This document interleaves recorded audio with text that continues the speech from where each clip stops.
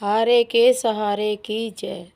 बस मैं एक बात कहना चाहती हूँ क्योंकि मेरे मन में आई है और मेरे को बहुत ही ज़्यादा दुख भी हो रहा है और गुस्सा भी हो रहा है।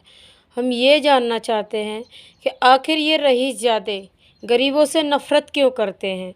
अरे रईस यादव, वो गरीब ही है जो तुम्हारी इमारत बना के खड़ी करता है, ठीक है। वो एक मज़दूर है जो तुम्हें घर में मखमल के बिस्तर बनाता है, तुम्हारे लिए रोटियां बनाता है।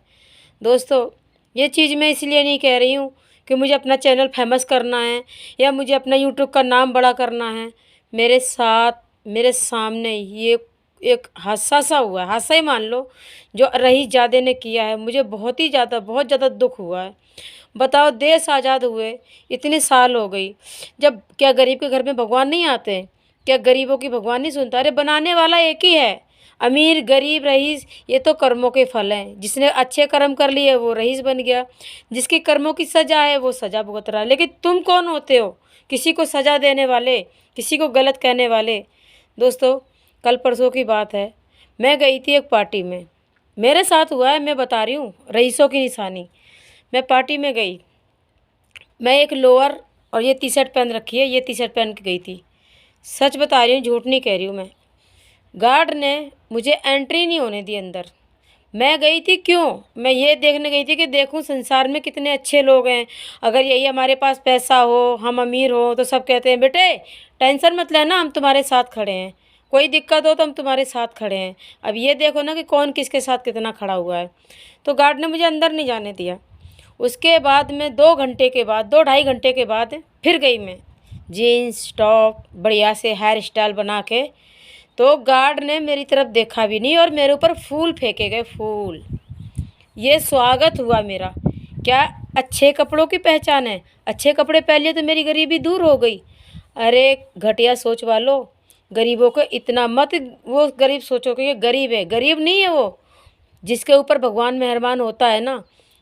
अमीरों के घर में अक्सर देखना, किसी को हार्ट अटैक आया, किसी को कैंसर हो गया। कभी गरीबों को सुनाइए कि किसी को कैंसर हुआ है, क्योंकि गरीबों के साथ हमेशा भगवान रहता है। और जब भगवान नहीं भेदभाव करता तो तुम लोग कौन होते भेदभाव करने वाले?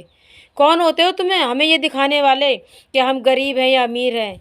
झाड़सा की बात बता रहे हैं, हम झाड़सा में रहते थे। एक रईस यादव, अपनी मकान मालकिन की बात कर रही हूँ, महीना के अंदर माँ बेटियाँ तीनों जाके 2,000 रुपया पार्लर वाली को दे आते थे। लेकिन एक काम वाली जो बेचारी एक आस लगा के झाड़ू पोछा बर्तन रोटी पानी, तुम्हारे बच्चों के कपड़े, तुम्हारे हगे मुते कपड़े सब कर रही है, उसकी तुम्हारी सैलरी भी नहीं निकल रही है महीने पे, तो तुम उसको कोई खाना दे रहे हो, कोई कपड़ा दे रहे हो। अरे रईस यादव, किसी से नहीं तो भगवान से डरो। हम तो, हमारे साथ भगवान भेदभाव नहीं करता था, तुम कौन होते भेदभाव करने वाले? और किसने हक दिया? ये चीज़ हम मोदी जी से कहना चाहते हैं, योगी जी से कहना चाहते हैं कि मैं मिडिल क्लास की हूँ, मैं इतनी रईस नहीं हूँ, लेकिन क्या गरीबों की पुकार, क्या गरीबों की सुनवाई मंत्री तक भी नहीं जाएगी? मंत्री जी हो, आप मानते हो हमारे अन्नदाता हो, लेकिन आपसे पहले हमारा अन्नदाता वो है जिसने हमें संसार में भेजा है। आप हमें सज़ा क्या दोगे? जब तक हम उसकी मर्जी नहीं होगी वो हमें सज़ा नहीं देगा, तब तक हमें कोई सज़ा नहीं दे सकता है। ना कोई मंत्री, ना कोई पुलिस वाला, ना कोई सरकारी इंसान। गरीब अगर पुलिस वालों के पास पहुंच जाए ना तो उसको धुतकार के भगा देते हैं। मैंने देखा है आंखों से, क्योंकि मैं खुद एक पुलिस वाले की बेटी हूँ। अब आप कहोगे कि आप पुलिस वाले की बेटी हो तो यहाँ गरीबी में क्यों जी रही हो? नसीब की बात है। नसीब रईस को गरीब कर दे, गरीब को और अमीर कर दे। नसीब से कोई नहीं जीता, ना नसीब से कोई हारा है, ठीक है। हम जैसे कितने जाते हैं अपना दर्द लेके, हमारे साथ ये हो गया, हमारे साथ वो हो गया, हमें मकान मालिक ने ये किया, तो क्या होता है? किराएदार को क्या नसीहत देते हैं पुलिस वाले कि खाली कर दो, वहाँ रह क्यों रहे हो? यानी मकान मालिक के ऊपर कोई ऑब्जेक्शन नहीं, हम खाली कर दें, हम मज़दूरों को, अपने भाइयों को पैसा दें, कमरा ढूंढते फिरें, मगर मकान मालिकों के ऊपर कोई ऑब्जेक्शन नहीं है। वो हमसे खाली करवाएंगे, दूसरा किराएदार घूस लेंगे। ऐसा क्यों?